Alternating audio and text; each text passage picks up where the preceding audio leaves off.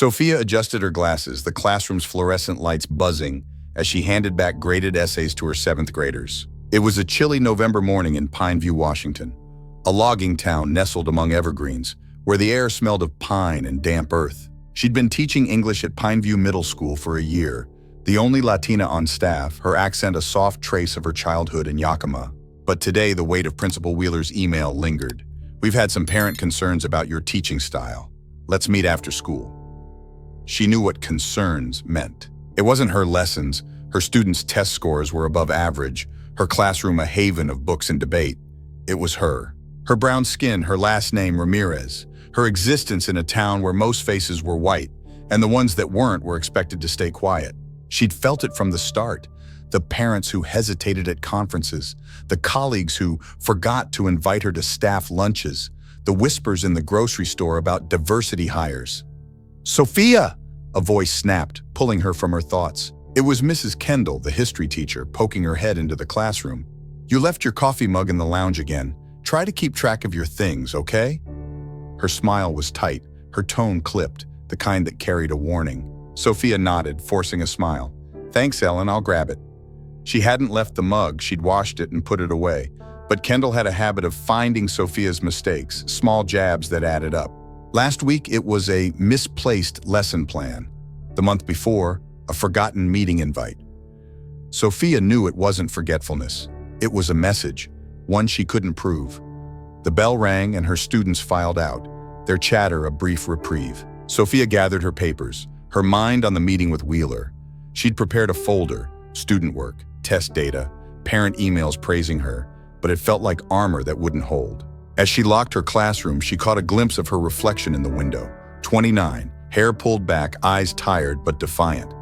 She straightened, refusing to let Pineview see her falter.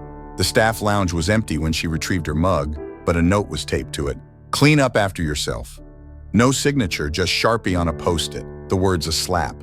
Sophia's jaw tightened, her fingers crumpling the note.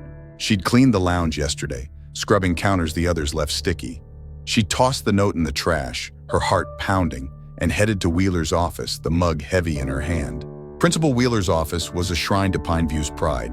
Trophies, a framed photo of the old mill, a Support Our Troops banner.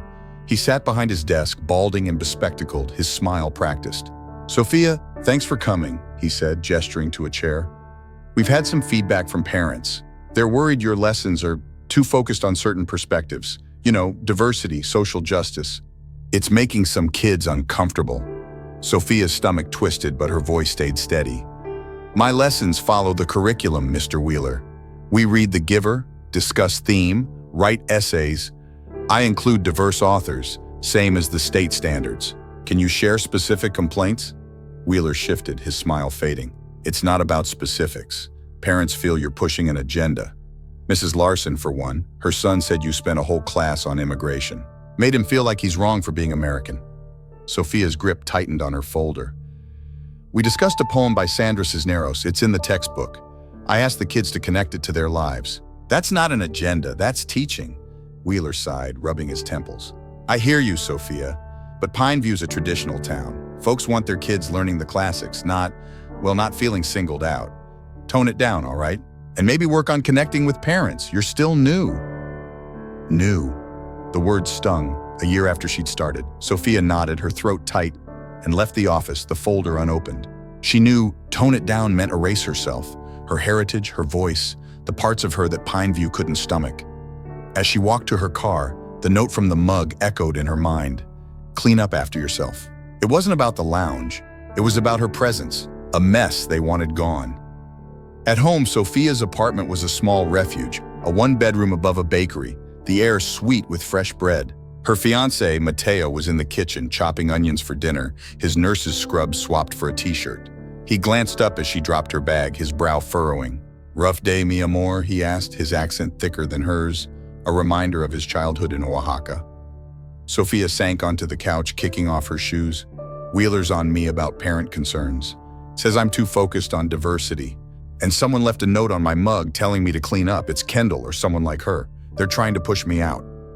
Mateo set the knife down, his face hardening. "That's bullshit. Your kids love you. You've got the best scores in that school. They're just scared of you being you." Sophia's eyes burned, but she didn't cry.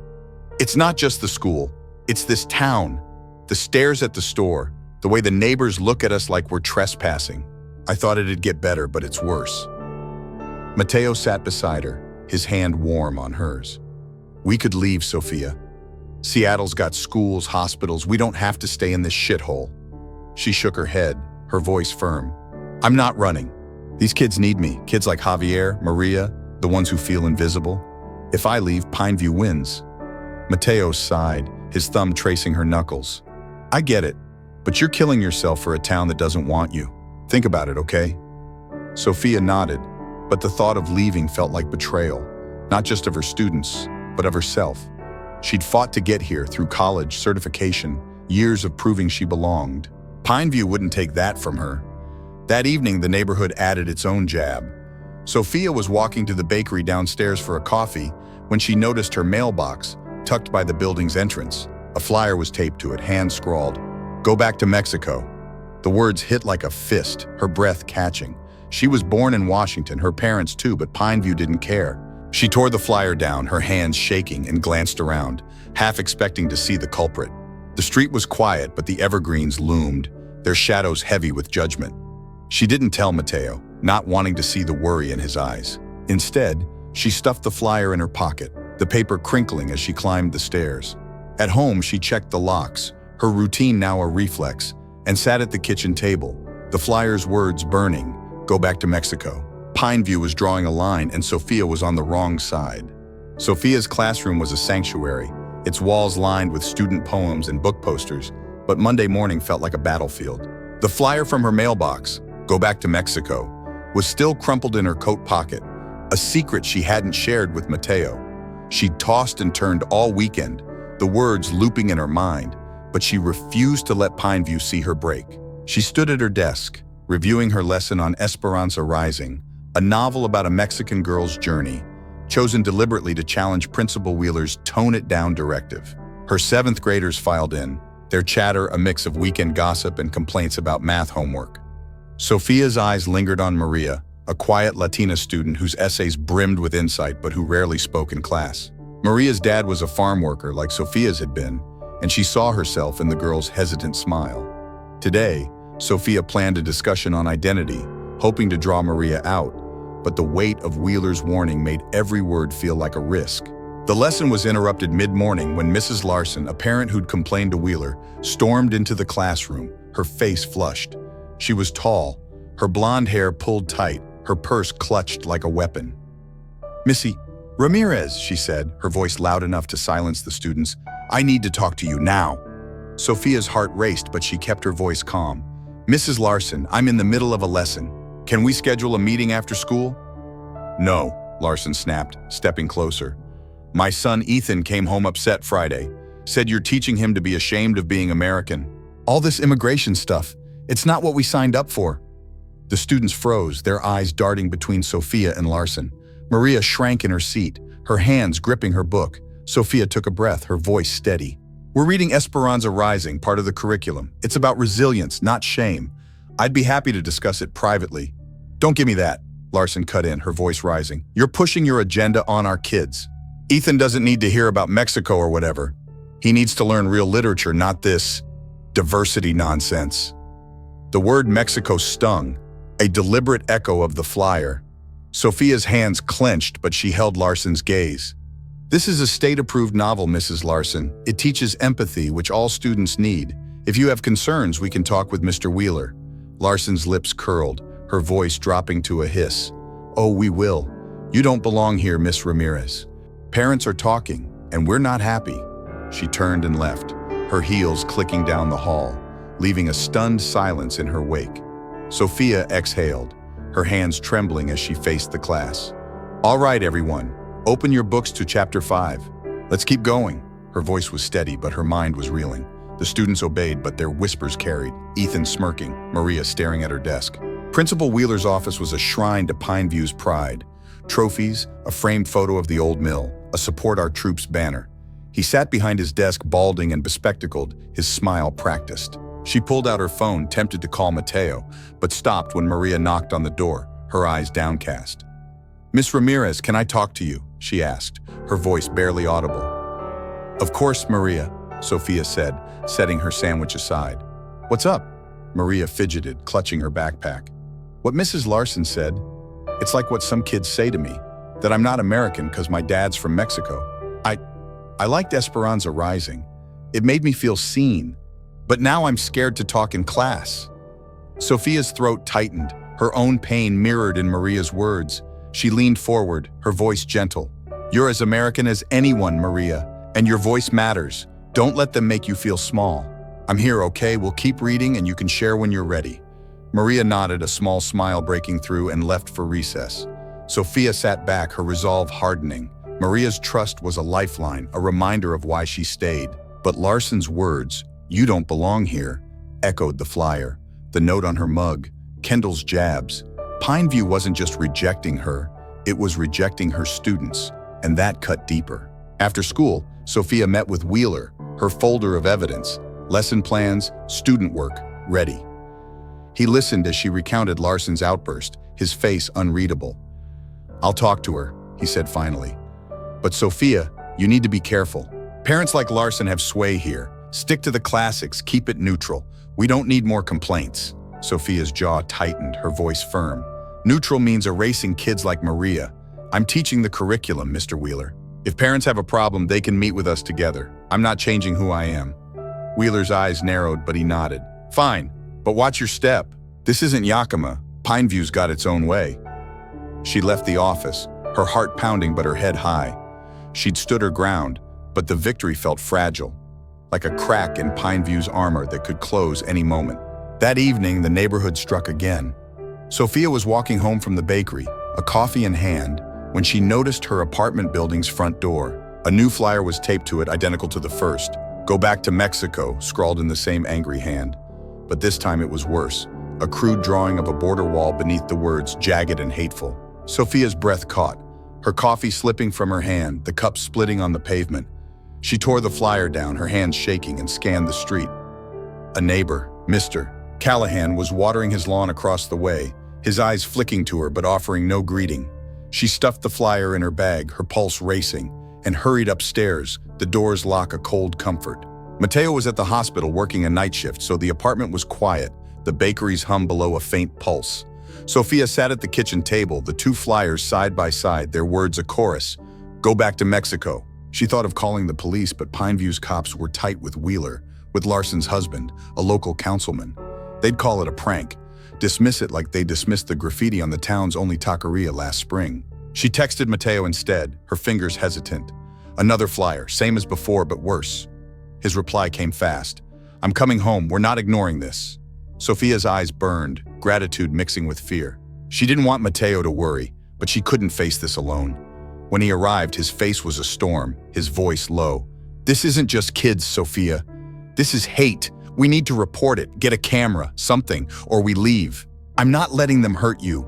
Sophia shook her head, her voice breaking. "I can't leave, Mateo, not now. Maria, Javier, the kids need me. If I run, Pineview gets to say I didn't belong." Mateo pulled her close, his voice fierce. "You belong anywhere you want. But this town's poison. We're stronger than them, but we don't have to die proving it." Sophia clung to him, the flyers on the table a silent accusation. Pineview was tightening its grip, and she wasn't sure how much longer she could hold on. Sophia's classroom felt smaller after Mrs. Larson's outburst, the walls closing in despite the bright posters and student work. It was Tuesday, and the memory of the second flyer, "Go back to Mexico," with its crude border wall drawing, clung to her like damp clothes. She hadn't reported it despite Mateo's insistence, fearing Pineview's police would dismiss it as they had the taqueria graffiti. Instead, she'd hidden both flyers in a drawer, their weight a secret she carried to school. Her seventh graders were restless, sensing the tension from yesterday's confrontation. Sophia pushed through her lesson on Esperanza Rising, focusing on Esperanza's resilience, but her eyes kept drifting to Ethan Larson, who smirked from the back row, and Maria, who hadn't spoken since her visit to Sophia's classroom. Mid-lesson, a folded note landed on Sophia's desk, tossed from Ethan's direction. She opened it, her heart sinking. "Why don't you teach in Mexico?" The handwriting was childish, the words sharp, an echo of the flyers. Sophia's hands trembled, but she kept her voice steady, slipping the note into her pocket. "Ethan, see me after class," she said, her tone firm but calm. The other students whispered, their eyes wide, and Maria's head stayed down, her book untouched. Sophia finished the lesson, her voice a lifeline, but the note burned, a reminder that Pineview's hate wasn't just outside, it was in her classroom. After the bell, Ethan slouched to her desk, his smirk defiant. "What? It was just a joke," he said before she could speak. "Everyone's thinking it." Sophia's jaw tightened, her voice low. "It's not a joke, Ethan. It's disrespectful and it hurts people. You're better than this. I'm calling your mom, and we're meeting with Mr. Wheeler." Ethan's smirk faded, his eyes narrowing. "My mom's right about you. You don't belong here. Keep pushing, and you'll see." He stormed out, leaving Sophia alone with the note, its words a mirror to Mrs. Larson's outburst, the flyers, the town's chorus.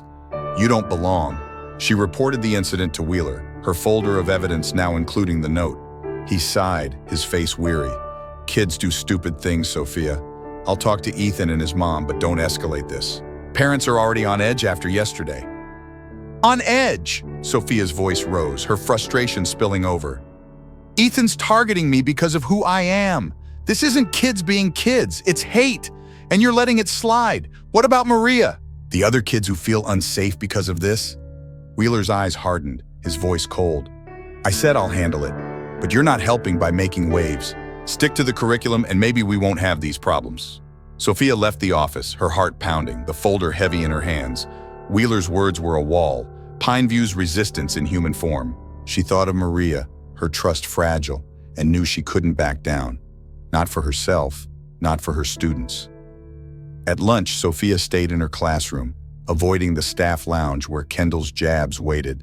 She was grading essays when Mrs. Kendall knocked, her smile as sharp as ever. "Sophia, you forgot to sign up for the holiday party committee," she said, her tone dripping with false concern. "It's important to show you're part of the team." Sophia looked up, her patience fraying. "I signed up last week, Ellen. You were there when I put my name on the list." Kendall's smile faltered, but she recovered quickly. "Must have missed it. Things get lost around here. Just make sure you're pulling your weight."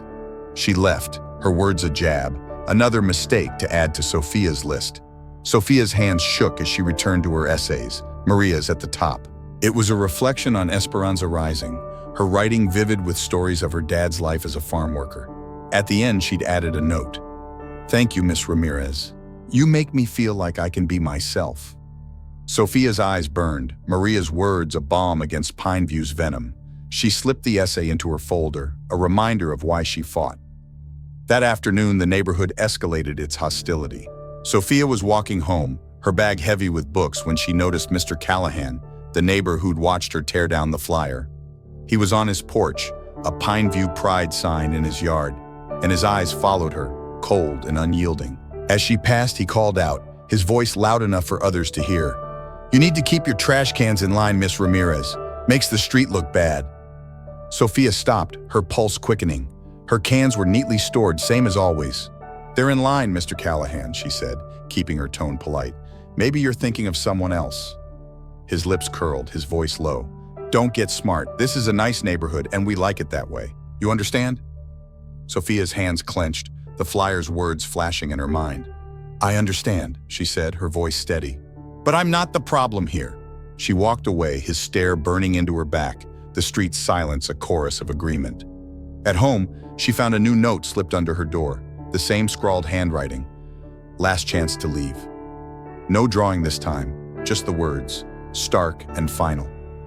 Sophia's knees buckled, and she sank onto the couch, the note trembling in her hands. She thought of the police, but their ties to Larson's husband, to Callahan's brother on the force, stopped her.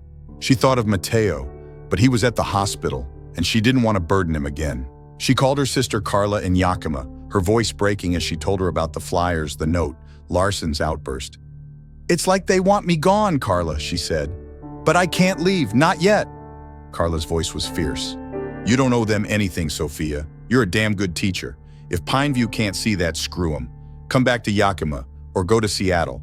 You and Mateo deserve better." Sophia's throat tightened, her sister's words tempting but heavy.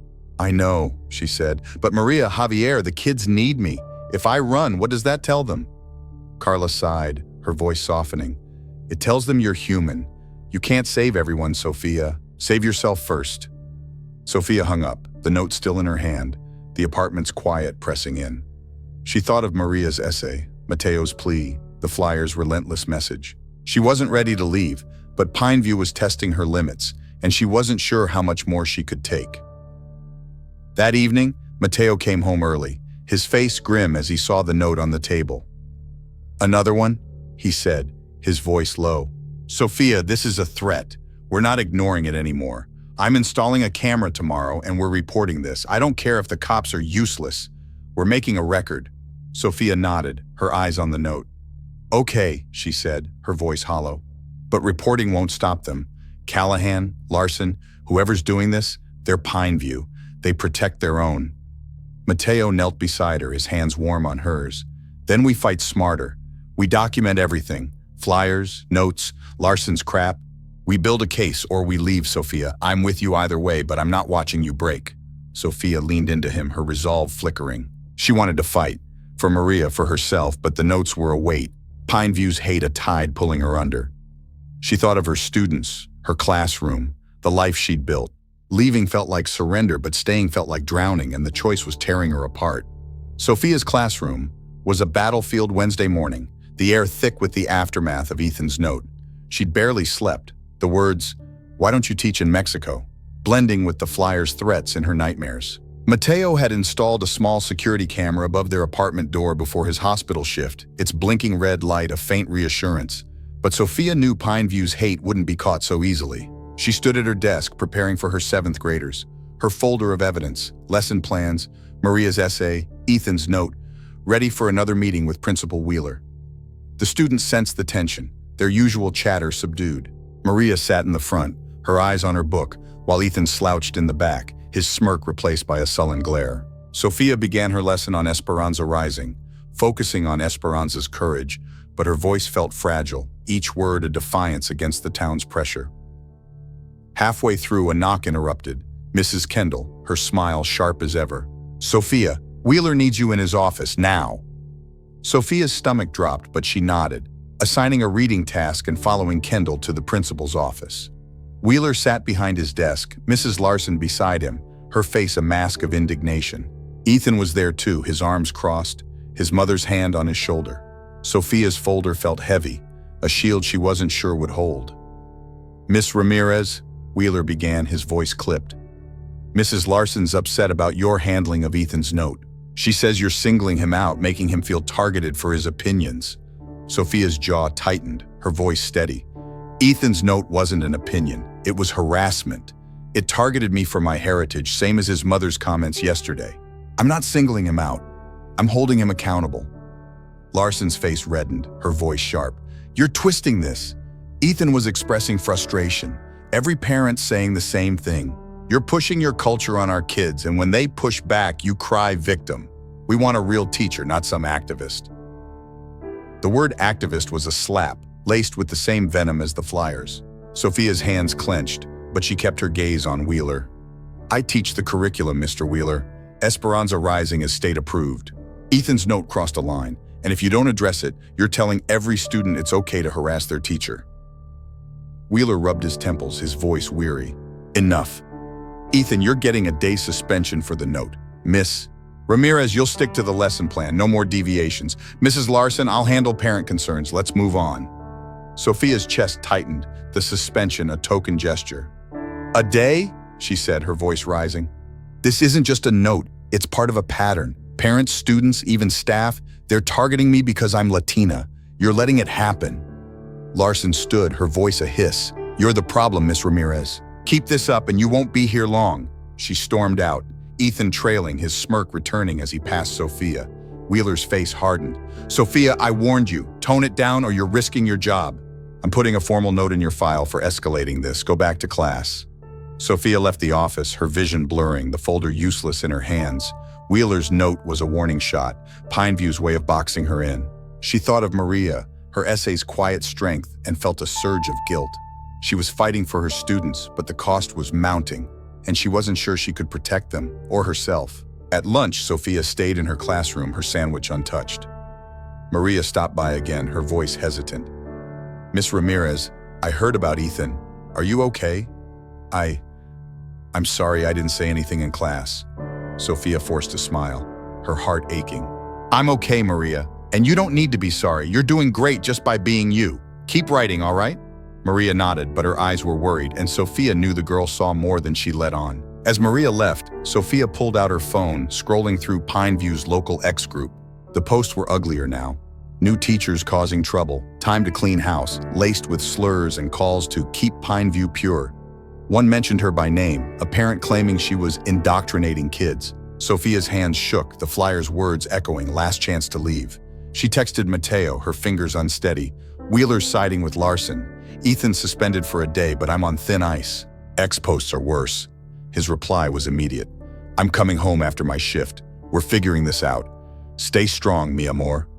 Sophia's eyes burned, gratitude mixing with dread.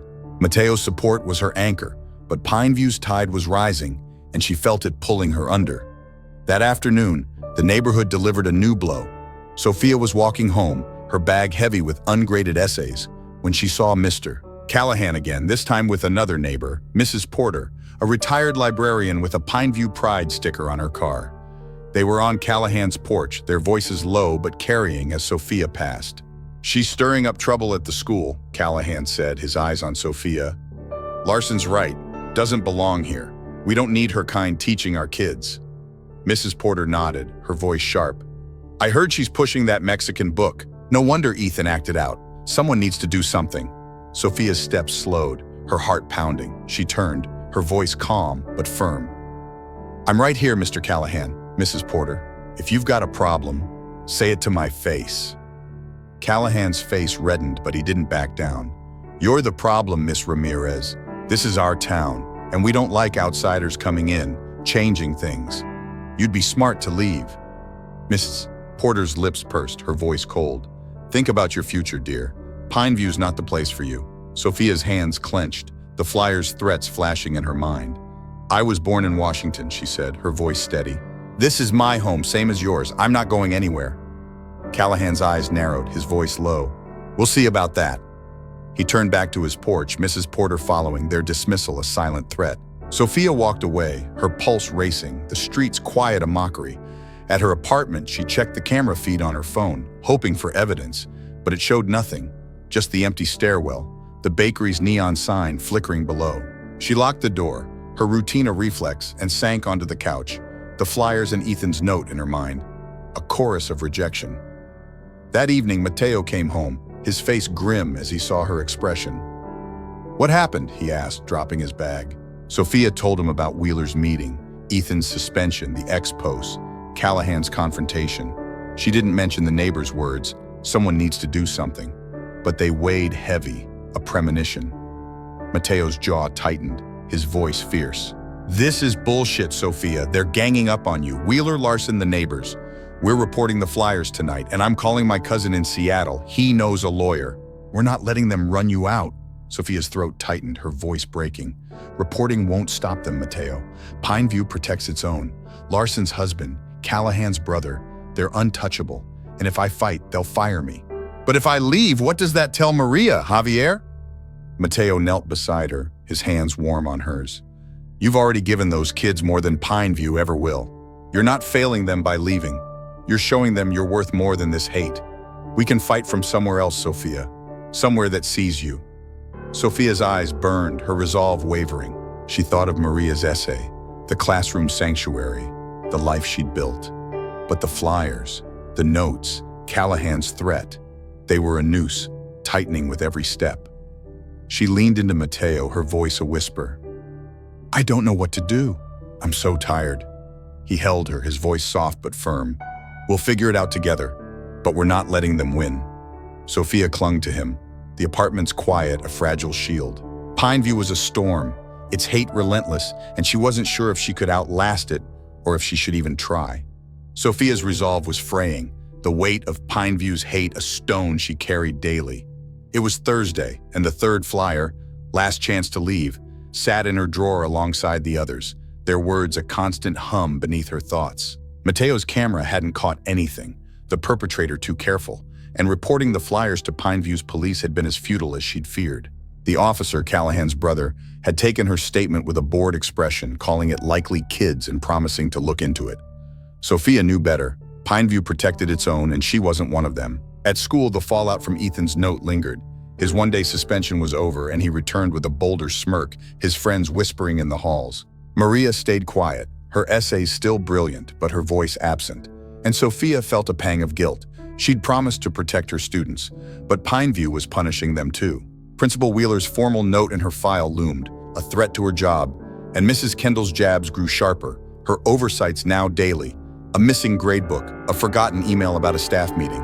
Sophia pushed through her morning lesson, a discussion on the giver to appease Wheeler's classics mandate, but her heart wasn't in it. Mid-lesson, a new incident struck. A paper airplane landed on her desk, launched from Ethan's corner. She unfolded it, her breath catching. "Deport yourself!" The words were scrawled in the same hand as his earlier note, a brazen escalation. The class went silent, Maria's eyes wide with fear, Ethan's grin unapologetic. Sophia's hands shook, but she held the note up, her voice steady. "Whoever wrote this, own it, now." No one spoke, but Ethan's smirk betrayed him. She sent him to Wheeler's office, her heart pounding, and continued the lesson, her voice a lifeline for Maria and the others watching. But inside, she was unraveling. The note, a mirror to the flyers, the ex-posts, Callahan's threats. Wheeler called her in at lunch, his face grim. Mrs. Larson was there again, her voice a shriek. "You're targeting my son," she accused. "He's a good kid, and you're blowing this out of proportion.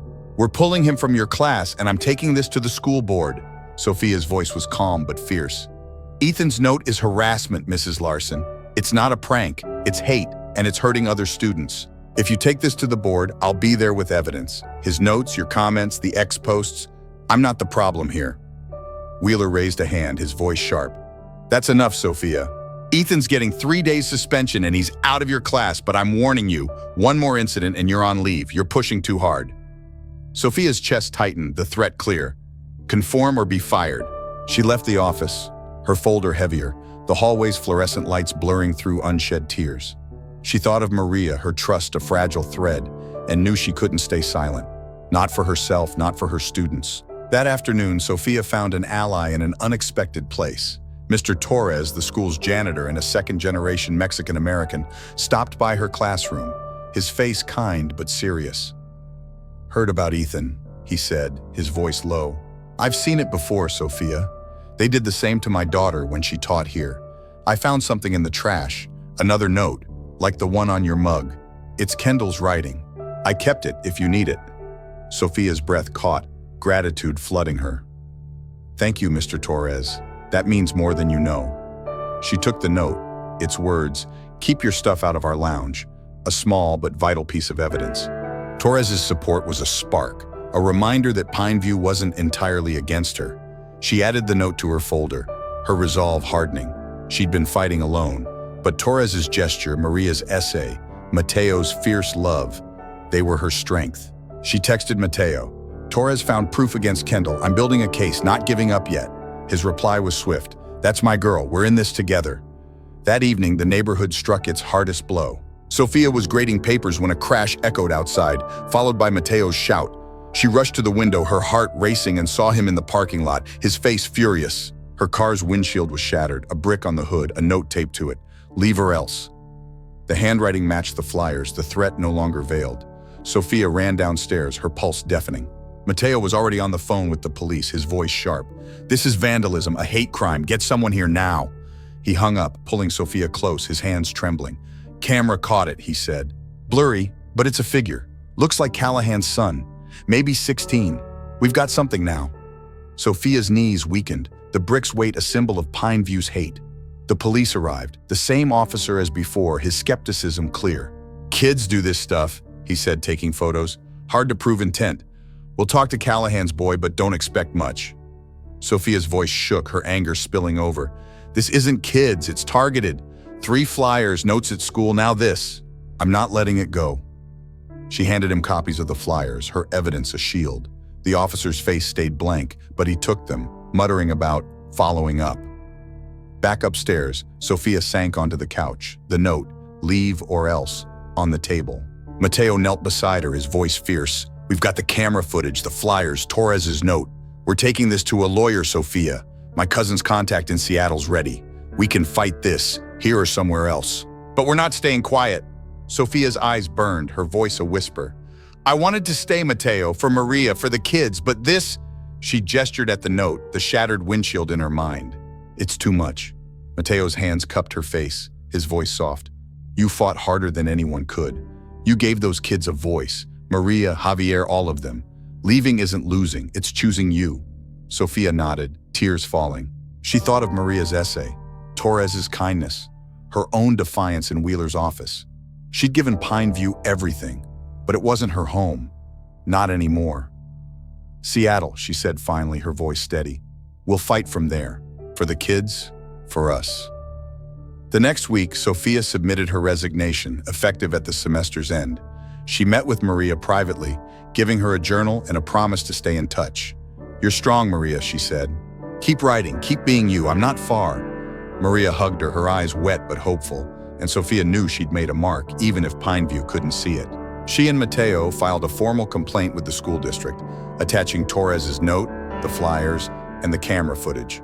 The lawyer in Seattle was optimistic, citing harassment and a hostile work environment. The case was pending, but Sophia felt lighter, the weight of Pineview lifting with each step toward a new start.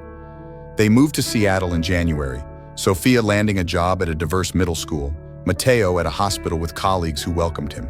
Pineview's flyers faded, replaced by Maria's letters, her words a reminder of why Sophia fought. The town had drawn its lines, but Sophia had crossed them, her mark stronger than its hate. Word count for this part, approximately 4,700 characters. Total approximately 23,000 characters. The story concludes with Sophia's decision to leave Pineview, not as defeat, but as a choice to fight on her terms, supported by Mateo and small acts of allyship. It's a realistic resolution, reflecting the toll of localized racism and the strength to move forward. Note, the story is slightly below the 30,000 character target due to the final part's focus on closure. I can extend it with an epilogue or additional scenes if needed, just let me know.